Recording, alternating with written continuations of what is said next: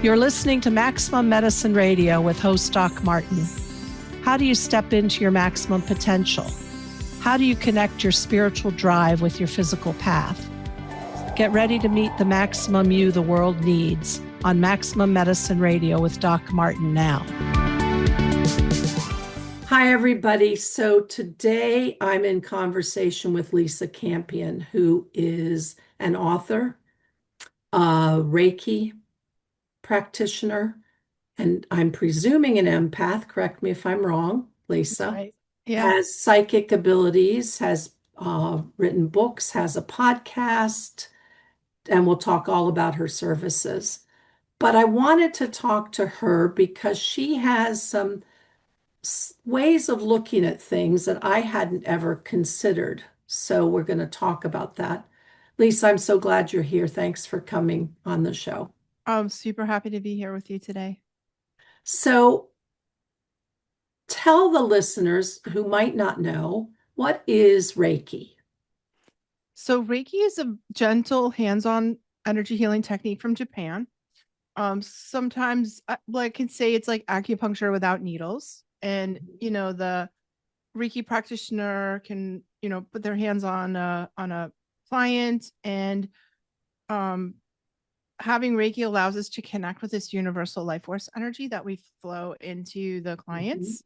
When I learned Reiki back in 1999, it was pretty fringe, but these days it's in about 800 hospitals across the United States. There's been a lot of research on it for mental health. It's really good for depression and anxiety. It's used in pain clinics for non-narcotic pain relief. It's used pre and post-surgical. And here, I live in New England, and here in Boston, so we have some of the best hospitals in the world, and all of them have full-time Reiki staff, to help people. It's very relaxing. It's really good for people with depleted energy or people who are tired. And it just brings us into a natural state, into a state of relaxation where our body's natural healing ability kicks in. So you've been doing this now for a long time. Yeah, 27 years. Good job. So what do you think when we say universal? What do you think you're tapping into? How do you see it? I just feel like there's this energy, the energy that animates us, the energy that's sort of flowing through the universe is available. And that, and what Reiki means in Japanese is universal life force energy. I think about in Star Wars, if you've ever seen Star Wars, they talk about the force. That's kind of the energy that animates us. I think about it like that. And it's really great because it's not my energy. When I'm doing a Reiki session, I'm not giving my energy. I'm connecting to this universal, unlimited life force energy, and that's what's coming through. Does the intention, or I'm going to say clean, squeaky clean characteristics of the practitioner matter? It does. So I think it's a good analogy to consider it this way. Like Reiki is like light running through a prism, and every prism is different, just like every person is different. So Reiki comes through us as humans, and the more clear our energy is, the more clear our channel is, the more kind of high vibration we are ourselves, the clearer our Reiki is. So, and it does matter. We'll feel different between practitioners. So choosing a practitioner that has, been practicing for a long time and has good energetic practices is important. Yeah, I was thinking you really want to pick a healer who's done their own shadow work. That's right. Because you sure don't want, we talk about forces in the universe, and you tell me if you agree with this. Not all forces are benevolent. Right. So you certainly don't want your shadow stuff as a healer to pop up and bring in some resonant juju, black, Yeah, 100%. Like when I was, studying to be a psychic, like I started working as a psychic when I was 19, and that was back in the 80s. And my psychic teacher was sort of an old school psychic teacher. And he said that personal growth work is what, old time psychics call clearing the channel. We're a channel Mhm. for this, energy, for information, for divine energy. And if we have our unresolved stuff in the way, then we're not a clear channel. Mhm. So part of the gig for me even though I've been doing this kind of work for 40 years now, is about continuing to make sure that I'm doing my own shadow work. I always do inner child work. In fact, my next book is about inner child Mhm. work because I feel like I'm always called to the next level of my own healing. And I think as healers, that's part of the package we sign up for. We're like I always say, we're our own first and best client Mhm. when Mhm. I we like that. Mhm. start work as healers. And it's the healer that's done the most inner work that has a line of clients out the door, because our clients can feel whether we're a clear channel or not. And you sort of have to put your money where your mouth is, you have Mhm. to do the work of, when I went to therapy school, they made me go into therapy, which was Mhm. really good. I was pretty young when that happened. And it was so formative for me. And it's still something that I think is really important for us to do. Mhm. Yeah. Yeah, because you want to resonate with your clients so you can recognize their wounds, but you don't want to stay in the wounded space. Yeah. But you want to be able to, and you want to know because you've seen your own flaws, you want to, and you hopefully have compassion for yourself, you want to be able to recognize that we're all human, created of bits and pieces of all kinds of stuff. Yeah, it's such a great way to put it. And I think for me, it's like, I can recognize what happened to you and have compassion for that, but I'm not going to identify who you are as your wound, you know, like that happened to you and you're more than that. You're also, Mhm. I think we have sort of the shadow and light side of us. And we live on a polarized planet. We have light and dark in this planet. We have light and dark in ourselves. And the more we know, and again, I'm going back to my Star Wars analogy, which was really formative for me Mhm. like it sort of really created kind of my metaphysical viewpoint. But Mhm. I think we're all like Luke Skywalker. We can choose the light or the dark. And we're constant, every choice, every word, thought, action is a choice of, are we choosing Mhm. the light or the dark? And for me, it's a constant, it's like moment by moment, what am I doing? What are the repercussions of my choices, my thoughts, actions, and deeds? Um, so I don't know. I think that's kind of what Earth School is all about. Mhm. I'm always very admiring of the people, no matter how many struggles and wounds they have, who are actually willing to look at them and change. Yeah. And as a physician, I see that willingness in people. If you're really willing to change what's going on with you, even if it's just your belief in whether or not you can heal a disease in front of you, there are people who won't even look. Mhm. And I can predict, I'm going to say 100% of the time, things aren't going to change for them. Yeah. Nothing's going to budge. But Hmm. so you're also an empath. Tell the listeners what is an empath? An empath is a person who sort of in the highly sensitive person category. And Hmm. empaths are people who absorb the energy, feelings, physical sensations of the people around us. It's different from just having empathy, which is when we look at people, or having sympathy when we look at people and we're like, oh my gosh, that looks like it's painful, or oh, I feel Hmm. so bad for them. Like Hmm. that's empathy. But being an empath is where it's like being a psychic sponge. We literally absorb the energy, pain, feelings, thoughts of the people around us, and we experience it like it's happening to us. So you could sit on the bus next to somebody that Hmm. has a headache and you have a headache. You could, your friend is depressed and you spend time with them, you feel depressed. It's kind of like that. And I think it's an incredible gift of a healer. I think it's like having a built-in MRI X-ray machine Hmm. that allows us to tell what other people are feeling, even when they can't express it for themselves. And it feels like a terrible burden until we learn how to manage and control our energy. So I think that was where my thoughts were going, is just what you said just then. I think there has to be, you tell me, there has to be a discipline to be able to discern when you open to feel everything, to resonate with everything, and when you have to not let it in. Yeah, for sure.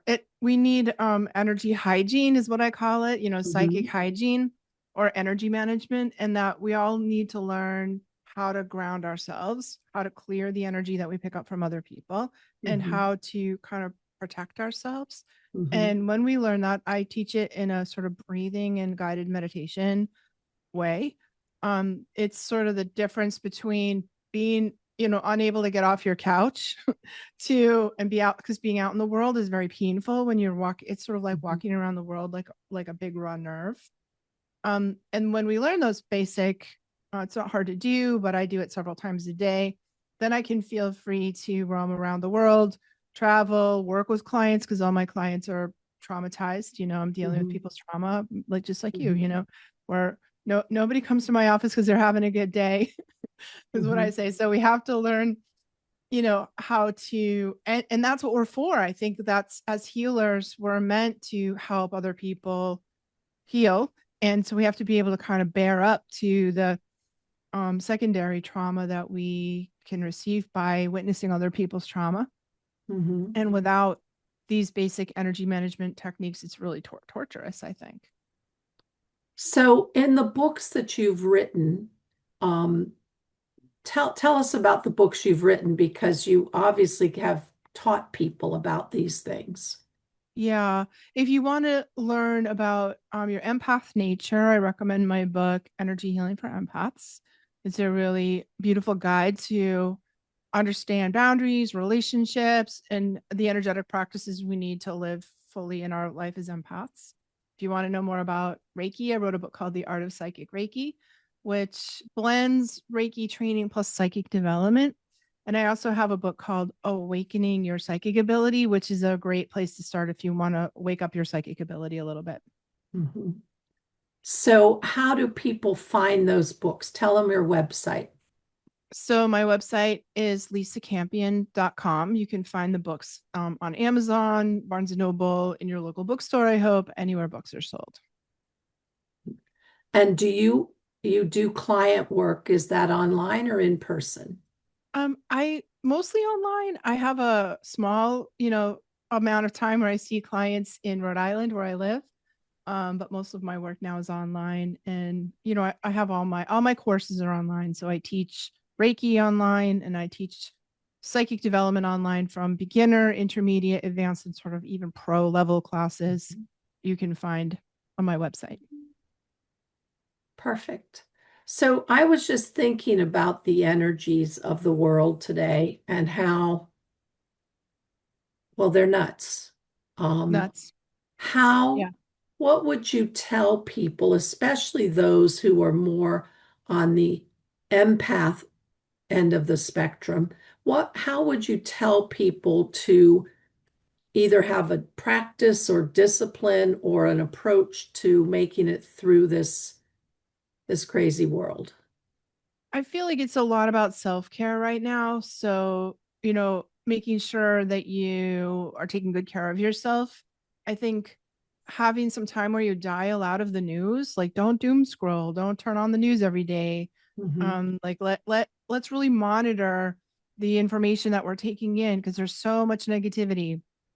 And I stopped really being able to watch TV because I find in general TV way too negative. I watch gardening shows and the British baking show. That's like all I can mhm, handle. mhm. And so I'm really careful about what negativity I'm letting in. I think spiritual practice is super important. Meditation, yoga, spend some time outside. Go, plant a garden, like play with your grandkids, like find the places in your life where there's sweet moments. um I feel like finding joy in the small moments it's really how I do it. I was thinking about TV shows. I like detective shows.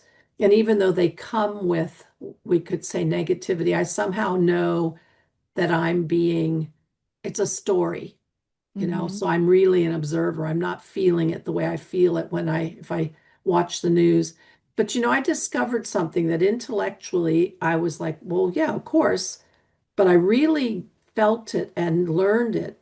Um, I was on TikTok and there were some clips that were brought into my feed, and I thought, wow, and it happened to be ones that, if it really happened, that would be really good because look at this major shift in something. And I thought, wait a second, could it be this good? And so I used things like Chat GPT, which for the most part I trust, being open AI. They don't have algorithms, they don't have rules, they don't only feed you what they want you to see and believe. And I realized that there was no factual evidence behind Mm. what was being said. Yeah. And these clips were being presented in very newsroom like. And I was struck, and I know you're going to think, well, of course, why didn't you know that? I did know it intellectually, but I really knew it at a deep level. People who put these things out there are not afraid. They have no shame. They will flat out lie to you. Yep. And I mean seductive lies. Not just, they're going to market and tell you it's the best thing ever, but really, and with literally no shame. So I realized that having people, and I think about people who scroll all the time, and you get hooked into the emotions as it's presented to you in this made up picture. And it was presented in such a way to me, I thought it was a news article and I didn't think it was made up. And then Right. I chat GPT and I said, tell me the facts about this event. They said, what event, basically? Mm. I was like, okay.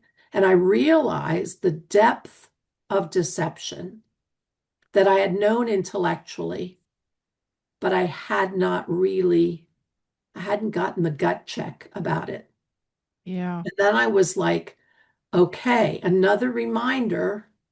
I knew if it comes to something, scroll right past it. Stay on the, I Yeah. love, there's a TikTok. I love the happy stuff. So there's a TikTok about orange cats, and it's another day in being orange and jobless. Jobless. I like the orange and jobless too. And I Cat mean, videos are the only thing I watch. and the cat, Sometimes dog the videos. cat is literally doing nothing but laying on his back, Yep. I'm you with you. know. Cat videos are my thing too. And that's such a great realization, Dr. Sharon. I'm so glad that you had that in me too. Like I have to I mean I just think it's a bit nefarious, and those people have an agenda. We don't know what that agenda is. Probably it's to make money, Mhm. that they're out there to, and there's a lot of like information. It's kind of a hypnotic state we go into when we're Mhm. scrolling, and Mhm. we kind of zone out, and So we're in a you're in very, that suggestive zone. yes, Yeah. that's right. It's like a hypnagogic state that Mhm. we're highly Mhm. suggestible, and before you know it, you're paying money to play Candy Crush or what is one of those Right, silly right, games, right. right? Because you're in that hypnotic state and you're like, yeah, just keep going. Oh, So then, I do find that I get hooked into buying some things off the TikTok store. I tell myself they're lovely, and actually they were these beautiful solar paneled LED lights that, were in color, multicolored, that came out like a sparkler. And they're by my back deck, and they're pretty, but I wouldn't have ever seen those. I wouldn't have ever intentionally gone to buy it. So you do have to be careful. yeah, you do. And I know, as you very well know, you want to be careful what energy you let into your field. It's It's not hard. just somebody thinking bad about you or saying something demeaning to you. It is subtle. And there are people, you know, I'm sure this exists. I haven't ever seen it myself, but, there's probably rooms and rooms full of, low paid employees sitting on computers doing clickbot stuff. Yep, I mean, absolutely. Russia has been shown to do that. That's how they influence our voting systems and stuff. But anyway, so how would you tell people, I love that you said get outdoors because for me, nature is the big healer. Right. And if you can't find something beautiful in nature, there's probably something a little off that you need to look at and get fixed. But I think it's a sort of finding life affirming activities in your life. So maybe that's creativity, maybe it's play, mhm, like go play mhm, pickleball or take a pottery class or learn ballroom dancing like I did, like mhm, go start a garden, like be outside, help other people, join a charity and give people say, so much psychological research now that says being of service to humanity is one of the number one things you can do to increase your own sense of well-being, mhm. alleviate depression, give your, life a sense of meaning. I mean, I think we have to get off the TV and the scrolling and go do something real. Go do something productive. Go do something fun, playful, creative, meaningful. And I mean, I don't know. It's so hard to see what's really going on in the world right now. I know in Yeah, my I'm not little, sure what the truth of it I is. don't either. I just know Mhm, in my little corner of the world, is pretty good. It's pretty, I live in mhm, New England, it's pretty safe and happy here. mhm, And what I do know is real is the impact that I have, the conversations we're having right now, like, mhm. can we create positivity? Can we choose love? Can we choose, going back to my Luke Skywalker, story, can you choose the light in everything that you do? And when we do, we actually change things. It's not even just making ourselves feel better. We actually change the vibe of the world. And I think as Mhm. more of us wake up, as more of us choose the light, as more of us choose higher frequency emotions like hope, faith, joy, we shift the direction, like, but like steering the Titanic in a new direction. We actually Mhm. change the trajectory of our future. I I know that love I can't that. control Mhm, anything. All I can control is my internal state of consciousness, is my own mhm. state of consciousness. That's it. That's all I've got.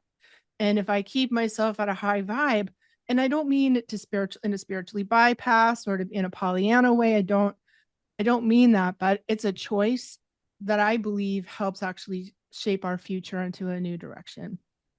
I love that. I had a guest on actually several times, but Stefan Schwartz, who is a researcher of remote viewing, he himself is a remote viewer.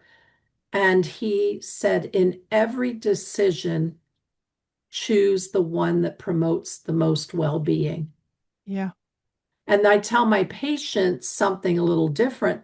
If you can't see anything positive, can you find one thing you are grateful for Mhm. and flood your system with gratitude? If you can't Yeah. get to love, at least can you hold gratitude? Yeah. If you Gratitude's a can't very high get to vibe. believing, that it's going to be okay, at least flood your cells with gratitude for the fact you're still breathing, your heart's still beating. You know. Let's go old school and talk about Norman Cousins and his 1980, 80s research Mhm, on laughter and laughter mhm. medicine curing cancer with laughing. It's kind of it's old and I don't know if his research still holds up, but I think the theory is sound. Yeah, orange and jobless. I love those videos. Orange cats, they're such quirky. Anyway. You've been listening to Maximum Medicine Radio with Doc Martin. Tune in next time while the doc talks health, spirituality, and the impact your beliefs have on every part of who you are, body and soul. Doc Martin unpacks the challenges we face as human beings. To learn more about Doc Martin and Maximum Medicine, visit www.sharonmartinmd.com.